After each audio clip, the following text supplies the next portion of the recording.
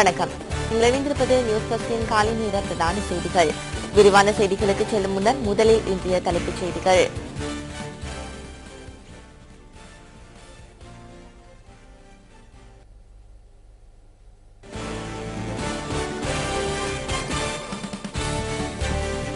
மனித உரிமைகள் பேரவையின் கூட்டத்தொடரில் இன்று இலங்கையின் பிரதிநிதிகள் குழு கலந்து கொள்ள உள்ளது. குடிசன மதிப்பீட்டு பணிகளில் தகவல்கள் திரட்டும் நடவடிக்கை பெரும்பாலும் பூர்த்தியடைந்துள்ளது. லிபியாவில் தடுத்து வைக்கப்பட்டிருந்த பிரித்தானிய ஊடகவியலாளர்கள் விடுதலை செய்யப்பட்டமை உறுதிப்படுத்தப்பட்டுள்ளது.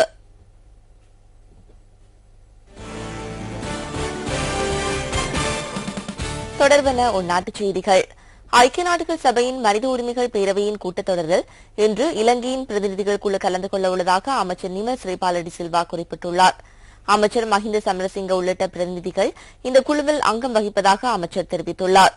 இதன்போது இலங்கை தொடர்பில் அமெரிக்காவினால் சமர்ப்பிக்கப்பட்டுள்ள பிரேரணை தொடர்பிலான எந்தவொரு கேள்விக்கும் பதிலளிப்பதற்கு இலங்கை பிரதிநிதிகள் தயாராக இருப்பதாக அமைச்சர் நிமல் ஸ்ரீபாலடி சில்வா கூறினார். மனித உரிமைகள் பேரவையின் கூட்டத்தொடரில் இலங்கை தொடர்பில் இடம்பெறவுள்ள வாக்கெடுப்பினை எதிர்கொள்வதற்கு விசேட செயற்திட்டம் ஒன்று முன்னெடுக்கப்பட்டுள்ளதாக அமைச்சர் குறிப்பிட்டார். இதற்கமைய வெளிநாடுகளில் உள்ள இலங்கை தூதரகங்கள் ஊடாகவும் ஜெனீவா மனித உரிமைகள் பேரவையின் பேரவையில் கலந்து கொண்டுள்ள வெளிநாட்டு பிரதிநிதிகளை தெளிவுபடுத்துவதற்கு நடவடிக்கை எடுக்கப்பட்டுள்ளதாக அமைச்சர் நிமல் ஸ்ரீபாலடி சில்வா மீண்டும் சுட்டிக்காட்டினார்.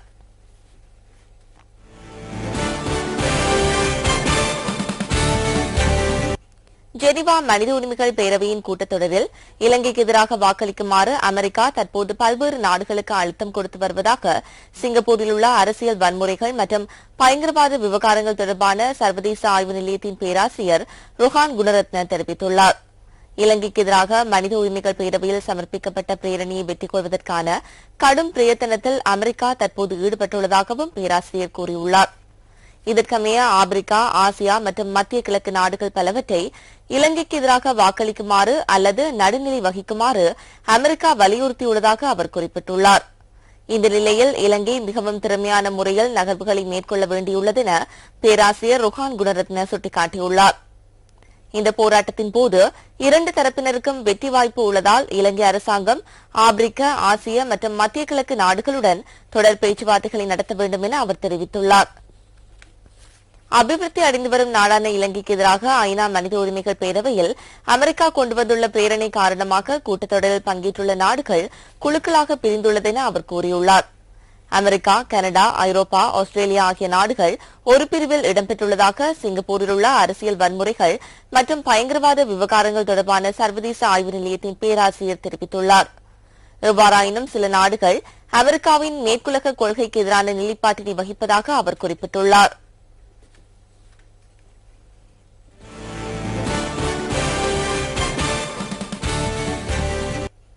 குடிசன மதிப்பீட்டு பணிகளில் தகவல்கள் திரட்டும் நடவடிக்கை பெரும்பாலும் பூர்த்தியடைந்துள்ளது.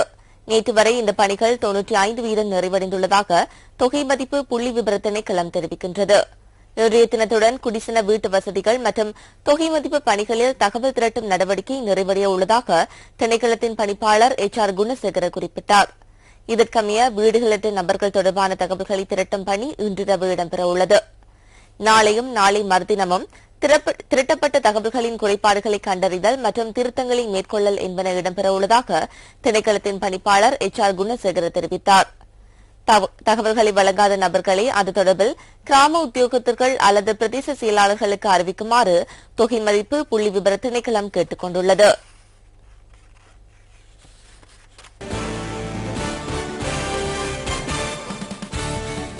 அதிவேக மார்க்கத்தின் புனரமைப்பு பணிகள் மேற்கொள்ளப்பட்ட கரையோர ரயில் பாதையின் காலி அழுத்கம வரையான பகுதி இன்று மக்கள் பாவனைக்கு கையளிக்கப்பட உள்ளது.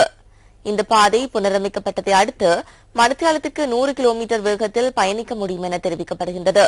தற்போது மூடப்பட்டுள்ள அழுத்கம களுத்துறை வரையான பகுதியை சிங்கள புத்தாண்டுக்கு முன்னர் திறக்க உள்ளதாக ரயில்வே இணைப்பதிகாரி PhD ஆரியரத்ன குறிப்பிட்டார். இதனால் மக்களுக்கு ஏற்படும் அசௌகரியங்கள் தொடர்பில் கருத்தில் கொண்டு புனரமைப்பு பணிகளை விரைவில் பூர்த்தி செய்ய உள்ளதாக அவர் கூறினார்.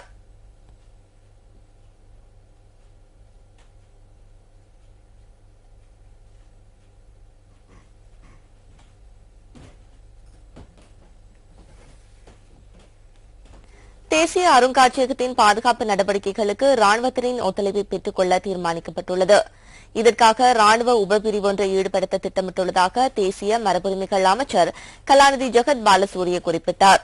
அத்துடன் தேசிய அருங்காட்சியகத்தின் பாதுகாப்பிற்காக வல்லுநர்களின் ஆலோசனைக்கு அமைய எதிர்காலத்தில் முறையான திட்டம் ஒன்றை செயற்படுத்த உள்ளதாகவும் அவர் கூறினார். இந்த விடயங்கள் தொடர்பில் ஆராய்வதற்காக விசேட கலந்துரையாடல் ஒன்று இடம்பெறவுள்ளதாக அமைச்சர் குறிப்பிட்டார். இதன்போது மேற்கொள்ளப்படும் தீர்மானங்கள் குறித்து ஜனாதிபதிக்கு அறிவித்து அனுமதியை பெற்றுக்கொள்ள எதிர்பார்த்துள்ளதாகவும் தேசிய மரபுரிமைகள் அமைச்சர் மேலும் தெரிவித்தார். இதேவேளை தேசிய அருங்காட்சியகத்தில் பொருட்கள் திருடப்பட்டமை தொடர்பிலான விசாரணைகள் குறித்து போலீஸ் ஊடக பேச்சாளர் போலீஸ் அத்தியட்சகர் அஜித் ரோஹனவிடம் நியூஸ் ஃபர்ஸ்ட் வினவியது. சம்பவம் தொடர்பில் இதுவரையில் 22 பேரிடம் வாக்குமூலங்கள் பதிவு செய்யப்பட்டுள்ளதாக அவர் குறிப்பிட்டார். விசாரணைகள் துரிதமாக நிறைவு செய்து குற்றவாளிகளை கைது செய்வதற்கு நடவடிக்கை எடுப்பதாக போலீஸ் ஊடக பேச்சாளர் தெரிவித்தார். கைரேகை நிபுணர்கள் போலீசாரை ஈடுபடுத்தி ரசாயன பகுப்பாய்வு நடவடிக்கைகளை முன்னெடுக்க உள்ளதாக போலீஸ் ஊடக பேச்சாளர் போலீஸ் அத்தியட்சகர் அஜித் ரோஹன மேலும் கூறினார். இதேவேளை விசாரணைகள் நிறைவடையாத காரணத்தினால் தேசிய அருங்காட்சியகத்தை தொடர்ந்து மூடி வைப்பதற்கு திட்டமிட்டுள்ளதாக அமைச்சர் கலாநிதி ஜெகத் பாலசூரிய மேலும் தெரிவித்தார்.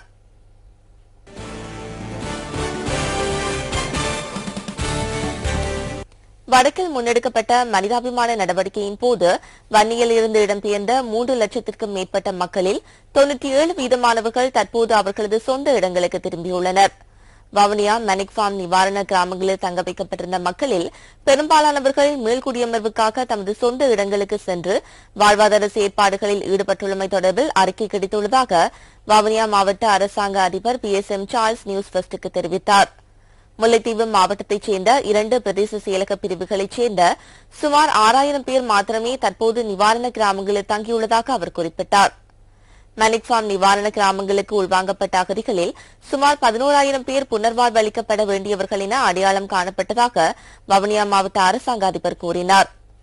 இவர்களில் சுமார் 95% புனர்வாழ்வு அளிக்கப்பட்டு தற்போது சமூகமயப்படுத்தப்பட்டுள்ளதாக அரசாங்க அதிபர் சுட்டிக்காட்டினார்.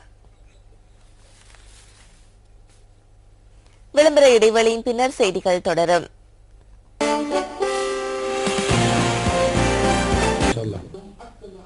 இலங்கை மத்திய வங்கி வெளியிட்டுள்ள வெளிநாட்டு நாணயங்களுக்கான கொள்வனவு மற்றும் விற்பனை விலைகளை சுமந்து வரும் பிஸ்வஸ் தொகுப்பு அடுத்து.